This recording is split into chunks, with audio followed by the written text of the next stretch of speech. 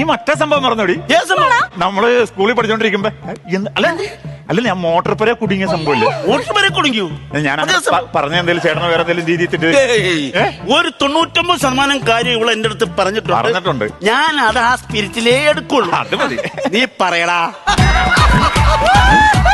സ്കൂളിൽ പഠിച്ചോണ്ടിരിക്കുമ്പോഴേ ഞങ്ങളിങ്ങനെ കുഴപ്പമില്ലോ അല്ലേ, സ്കൂൾ വിട്ട് ഞങ്ങളിങ്ങനെ പോകുമായിരുന്നു. അപ്പൊ പെട്ടെന്നൊരു മഴ പെയ്ത് അപ്പൊ ഞങ്ങൾ രണ്ടുപേരും നടന്നിട്ട് ഞങ്ങളുടെ കുടയില്ല.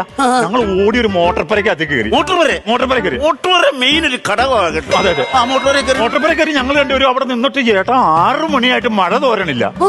എനിക്കാണെങ്കിൽ ആ ആകപ്പാടെ അങ്ങ് ടെൻഷൻ വന്നു തുടങ്ങി. നിനക്കൊന്ന് ഒച്ച വെച്ചിരുന്നിൽ ഒന്ന് ഉറക്കി കഴിഞ്ഞിരുന്നെങ്കിൽ ആരെങ്കിലും വരത്തില്ലായിരുന്നു. ഞാൻ ഹിറ്റ്ലർ സിനിമ കണ്ടില്ലായിരുന്നു ചേട്ടാ. നശിച്ച സിനിമ താമസിച്ചായിരിക്കും ഇറങ്ങിയത്. ഞാനങ്ങനെ മോട്ടോർ പുരയിൽ നിൽക്കാണ്. അങ്ങനെ 7 മണിയായിട്ടും ഈ മഴ അങ്ങോട്ട് തോരണില്ലേട്ടാ. എന്നിട്ട് ഞങ്ങൾ പിന്നെ അവിടെ ഇങ്ങനെ മിണ്ടിയും പറഞ്ഞ് ഞാനിങ്ങനെ ഇരിക്കുമ്പോ 8 മണിയായപ്പോഴത്തേക്ക് എനിക്ക് സംഭവം മനസ്സിലായി, ഞാൻ പെട്ടൂന്ന്. നിനക്ക് 8 മണിയാപ്പോഴാ പിടികിട്ടിയത്? എനിക്ക് തുടക്കത്തിലേ പിടികിട്ടി. ഞാൻ എന്നിട്ട് മോട്ടോർ പുര നിൽക്കുമ്പോ ചേട്ടാ ഒരു കീറിയ പാ കിടക്കണം അവിടെ. ആരാണ് കീറപ്പായ കൊണ്ട് മോട്ടോർ വലിച്ചത്? ഞാൻ ആ പാ വിരിച്ചിട്ട് മെല്ലെ ആ പായ കിടന്ന്. കിടക്കല്ലേ. അപ്പൊ തന്നെ ഇവള് വന്ന് എന്റെ അടുത്ത് ഇരുന്ന്.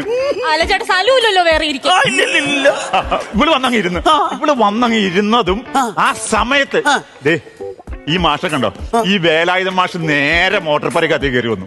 ഈ പുള്ളി അതാണ് ടൈമിങ്.